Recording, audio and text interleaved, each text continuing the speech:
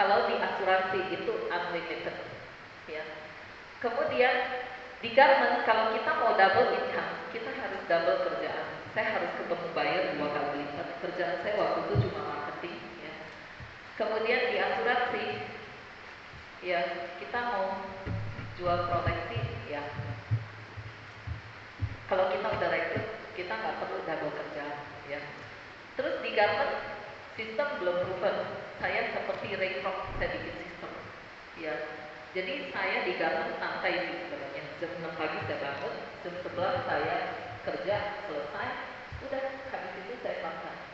Makanya 2001 ketika saya join di Prudential, habis makan siang jam 1 sampai jam 5 saya ketemu 3 nasabah, 2 sampai 3 nasabah. Saya komitmen di Prudential ketika saya memutuskan ini, ya. Prudential sudah punya sistem yang proven, makanya nggak gampang goyang, ya. Saya udah cerita historinya.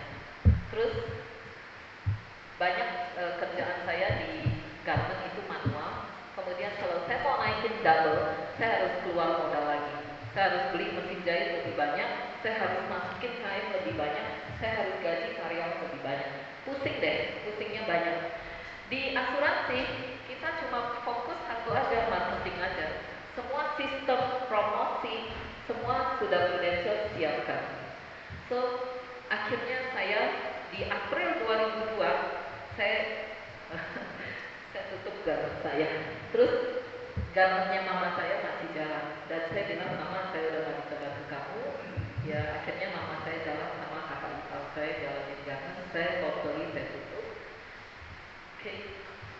Saya full time di Prudential sampai hari ini dan saya gak pernah nyesel atas keputusan itu, ya.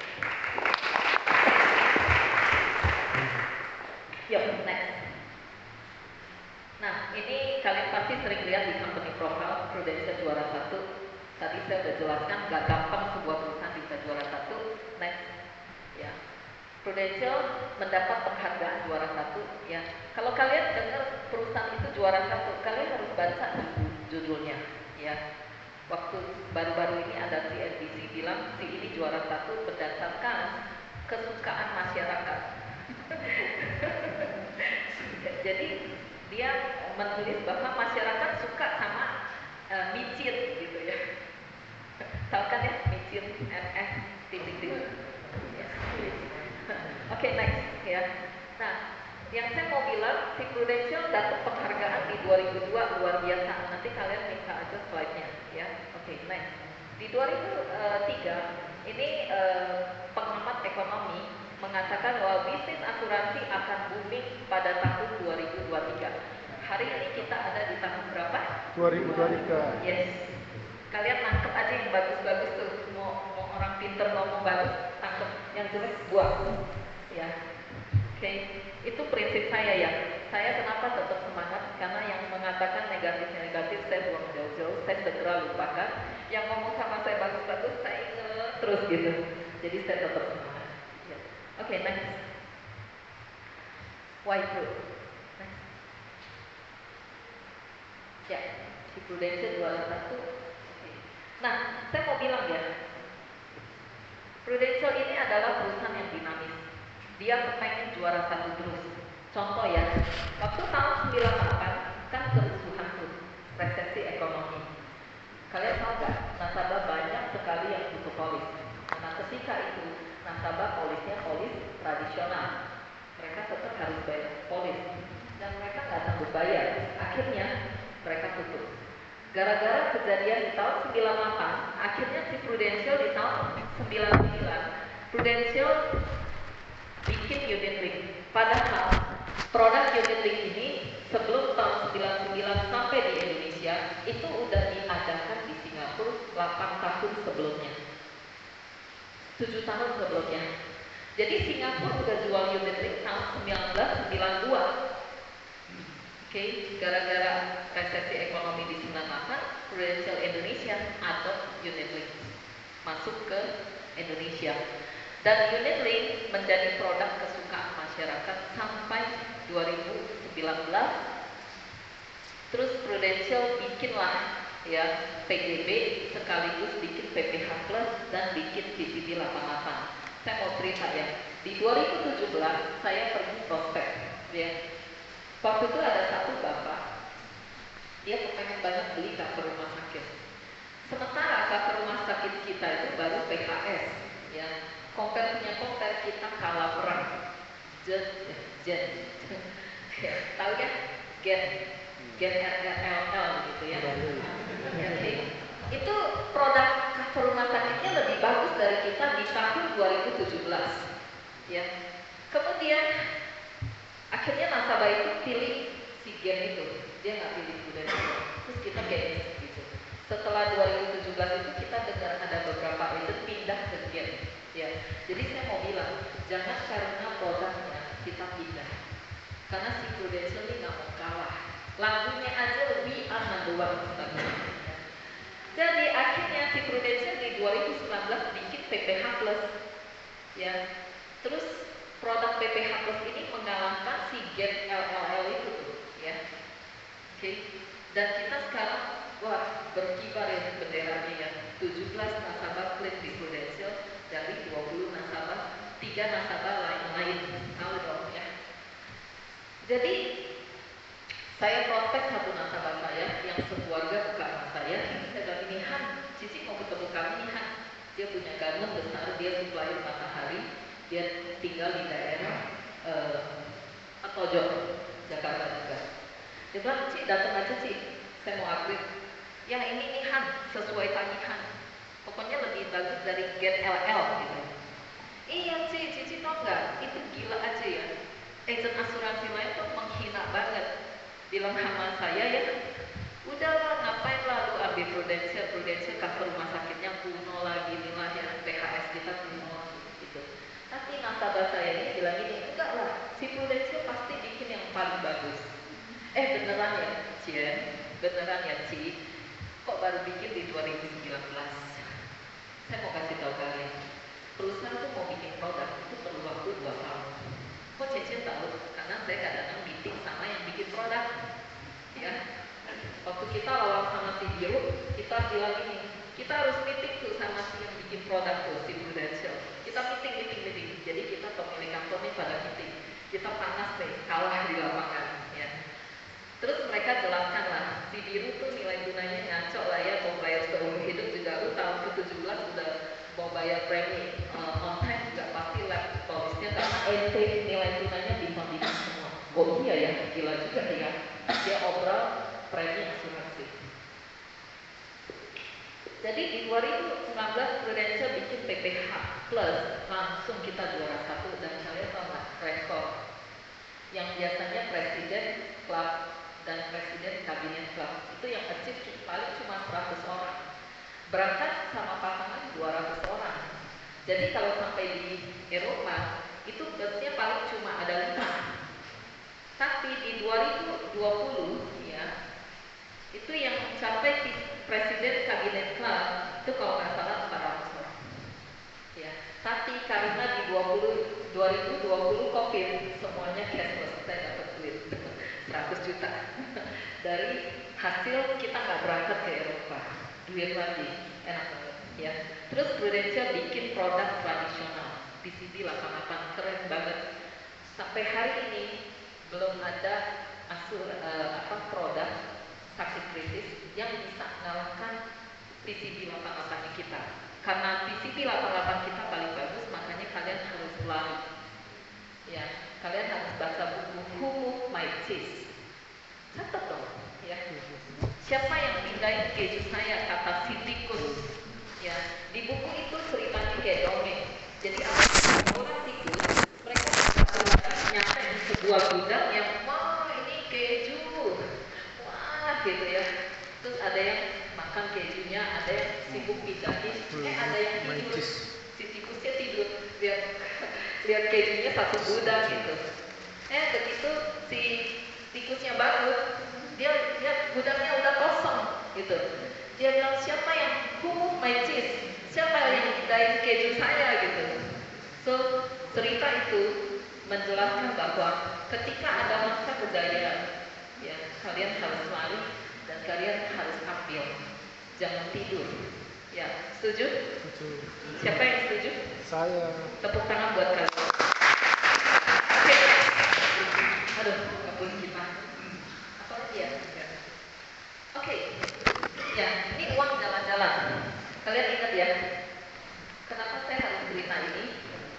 banyak agent datang, otaknya tuh ditutupi kabut. Dia bilang gini, iya, dia bilang gini, Cincin, saya mah udah gak tahu lagi mau prospek siapa. Dalam hati saya, gila aja ya. Udah jelas nasabah Rachel dari 1 hari sampai umur 75. Berarti ketika kalian buka mata, itu semua orang yang kalian ketemui calon prospek bukan? Calon prospek, ya. Jadi saya bilang sama agent saya, kalau kamu naik busway, ya, kamu ngobrol dong sama tetangga, karena dia bisa jadi calon prospek. Kalau kamu beli siomay yang abang-abang sepeda, kan abang siomay-nya potong-potong dulu tuh siomay, peres-peres jeruknya dulu. Kamu ngobrol dong sama si abang siomay karena dia bisa diprospek. Ya, jadi kamu harus lihat gini loh. Kalau kamu lihat orang, lihat Komusa, lihat Cerahel, lihat Bambang, ya lihat Imam, kamu harus lihat itu duit lagi jalan-jalan. Tinggal kamu mau ngambil apa enggak. Dan kamu harus punya keberanian untuk ngambil. Karena kalau kamu ngambil lebih banyak, kamu bisa bangun rumah, kamu bisa beli mobil, kamu bisa membiayai orang tua kamu jalan-jalan ke tanah suci. Ya, terus kamu bisa menjadi donatur di yayasan yatim piatu, yayasan-yayasan yang membutuhkan kita. So hari ini yang memotivasi saya tetap bekerja, satu, karena saya merasa saya masih muda. Ya, buat saya umur itu cuma sebuah angka. Ya, dan saya selalu bilang sama agent saya, daripada kamu jadi pekerja sosial, lebih baik kamu belajar jadi donatur. Karena banyak orang bisa jadi pekerja sosial. Saya pun hari ini mau jadi pekerja sosial bisa. Tapi yang bisa jadi donatur, yang menghasilkan uang lebih banyak dan bisa menyumbang secara rutin, itu cuma orang-orang yang punya income besar. Benar? So hari ini kita belajar bagaimana kita mendonasi uang kita, ya, ke yayasan-yayasan yang bisa membantu negara ini. Ya, Cincin, kamu lakukan hal itu enggak? Saya sudah lakukan hal itu. Dan secara konsisten kartu kredit saya didebet. Dan kalau kartu kredit saya expired, mereka telepon saya sebutin lagi. Ya. So kalian harus menjadi orang yang memberi, bukan minta. Setuju? Setuju. Karena kalian dilahirkan dengan sempurna. Kalian punya otak yang brilian, kalian punya tubuh fisik yang sempurna. So kalian harus do the best. Jangan sampai Tuhan ambil. Tuhan bilang, gue capek nih sama orang ini nih. Udah dikasih sempurna, males lagi, gue ambil aja deh. Nah, serem kan? Serem kan? Iya, saya lihat banyak. Saya punya satu agent yang luar biasa. Waduh, dia sampai pameran di lapangan bulu tangkis dan closing. Dia pameran di rumah sakit dan closing. Oh, jago jualan. Suatu hari dia bilang sama saya gini, Cecem, saya mau berhenti. Saya bilang, kenapa? Saya mau santai aja di rumah. Waktu itu anaknya baru 2. Ya. Kemudian dia beneran berhenti. Setelah berhenti, dia telepon, Cecem, saya lagi hamil. Oh ya, selamat ya, lahir anak ketiga. Saya nggak nyumpain ya. Saya juga nggak pernah berdoa hal yang buruk. Tahu, lahir anak ketiga, anaknya terbelakang. Dan akhirnya sehari-hari dia sibuk dengan anaknya yang ketiga sampai hari ini. So saya berdoa kepada Tuhan, Tuhan, apa yang terjadi dengan kehidupan dia? Kenapa dia mengalami itu? Tuhan, ampuni saya, ampuni dia. Ya, Tuhan tolong beri petunjuk yang terbaik. Ya, hal yang lebih baik adalah kita berkarya buat keluarga kita, terutama. Habis itu kita berkarya untuk bangsa dan negara kita. Setuju gak? So dengan punya income besar itu bukan dosa. Justru itu mulia. Kita bisa jadi donatur, ya, kita bisa memberi bukan meminta. Ada banyak faktor kenapa kita harus menjadi orang yang strong financial. Ya, kita bisa bangun rumah ibadah, Benar? Dan kalian harus bangun visi-visi kalian tuh berpisah, oke? Setuju? Setuju. Kalau dulu saya punya mimpi gini, saya harus cari duit sampai cukup, ya. Tapi setelah itu tercapai, saya nggak mau lengah. Saya upgrade lagi sampai hari ini. Saya punya prinsip, saya harus jadi donatur, saya harus memberi banyak hal gitu. Visi saya naik lagi, ya. Oke, next apa tuh? Bisnis kita luar biasa, ya. Kalian perhatikan, bisnis kita ini menjemput bola. Artinya gini loh, ya. Ada orang buka toko. Kalau dia buka toko pagi-pagi buka toko, terus dia harus terus dia nunggu customer datang. Jadi omset dia ditentukan oleh luar, benar, oleh pihak luar yang datang ke toko dia. Oke, tapi di asuransi bisnis kita tidak tergantung orang yang datang, kita yang datang. Jadi seberapa banyak kita datang, sebanyak itulah omset kita yang kita datang. Jadi hari ini kalau kita mau omset kita besar, kita mau income kita besar, kita harus aktivitas sebanyak-banyaknya. Nah, bicara aktivitas itu sama seperti ini kata leader senior saya ya. Kalian sikat gigi sehari berapa kali? 2 kali ya. Oke, pagi sama malam. Setiap hari kan? Masa sih setiap hari? Bukannya kalian nggak sikat gigi hari pertama, kedua, ketiga, keempat, kelima? Hari kelima kalian sikat gigi 10 kali.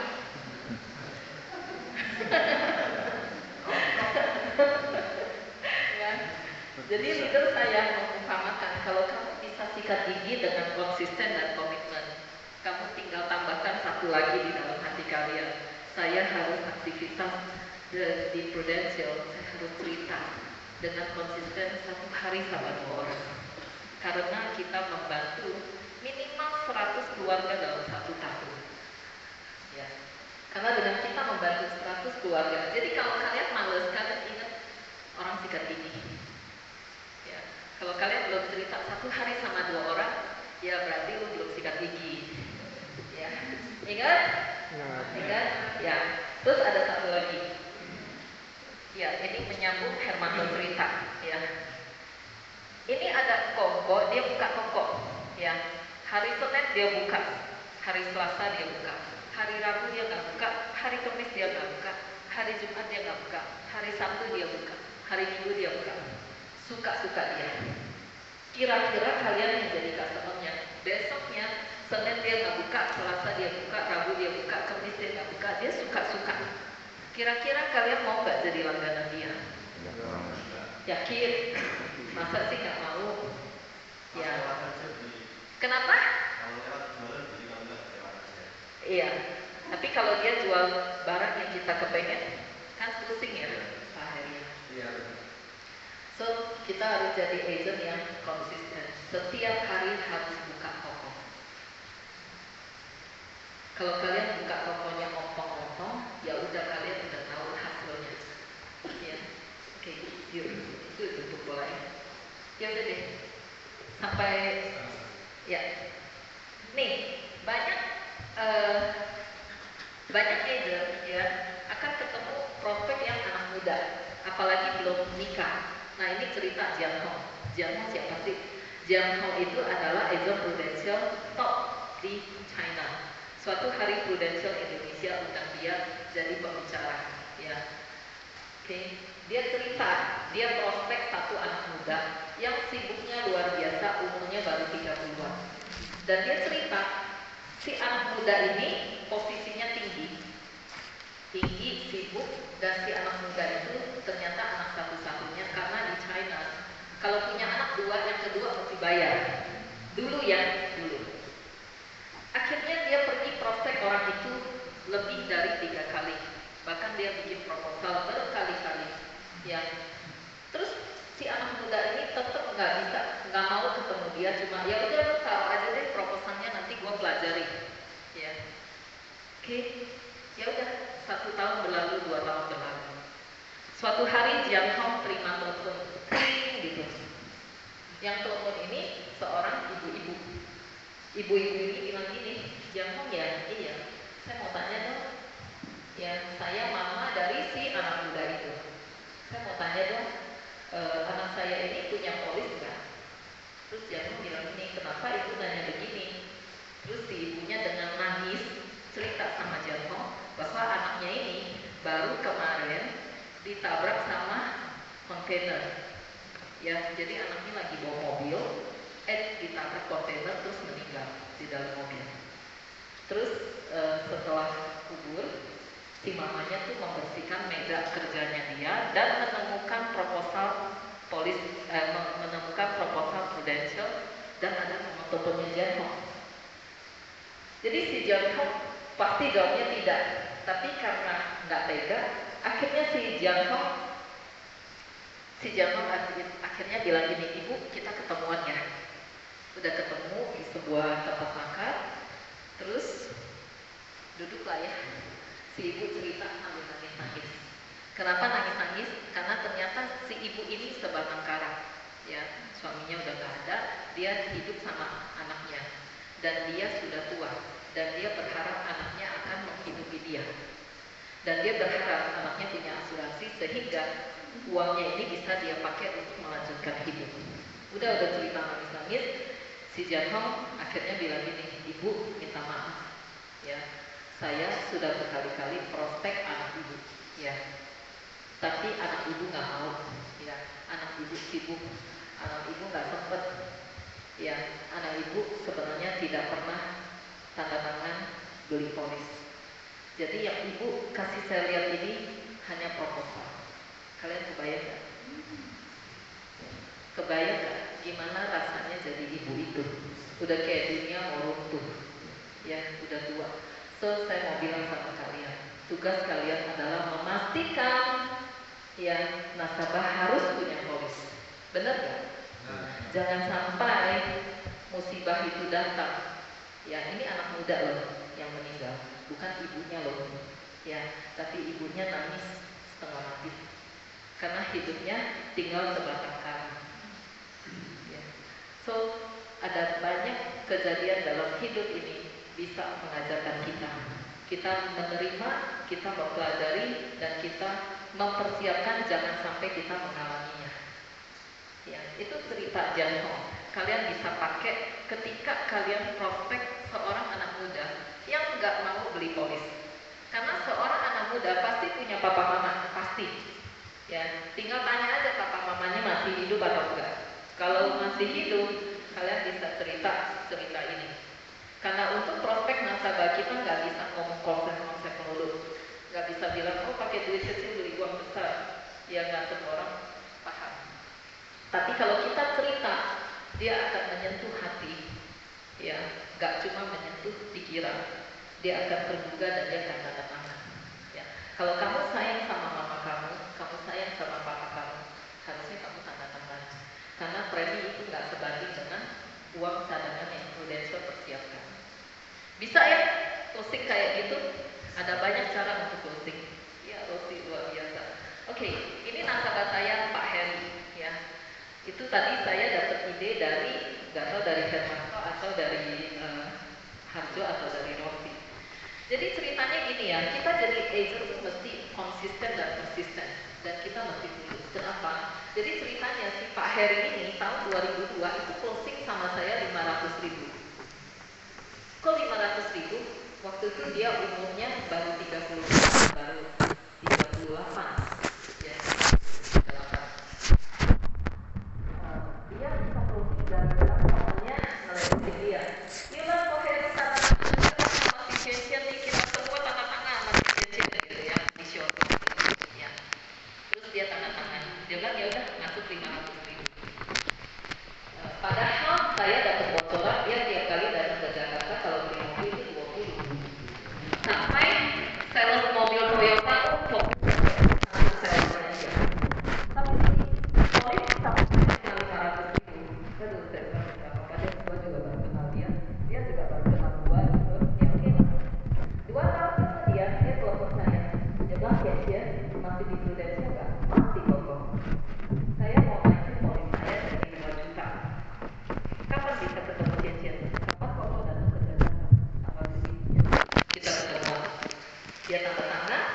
beli lagi polis jadi 2 juta.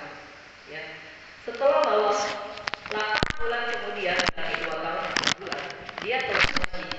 Dia bilang, Cian, saya mau naikin premi saya jadi 8 juta. Coba kamu hitungin saya dapat UP berapa. Dia tanda tangan lagi, polis ketiga. Total semua 8 juta. Ya. Udah dong, saya udah berpuas diri ya. 8 juta tuh tahun 2004, 2005 tuh udah wow gitu ya. Oke, nggak taunya setahun kemudian dia telepon saya lagi. Dia bilang, Cian, kamu coba tolong hitungin, saya mau beli UP 8 miliar. Kira-kira saya harus bayar berapa? Saya hitung dong, teman-teman tahu dia masuk preminya 32 juta sebulan.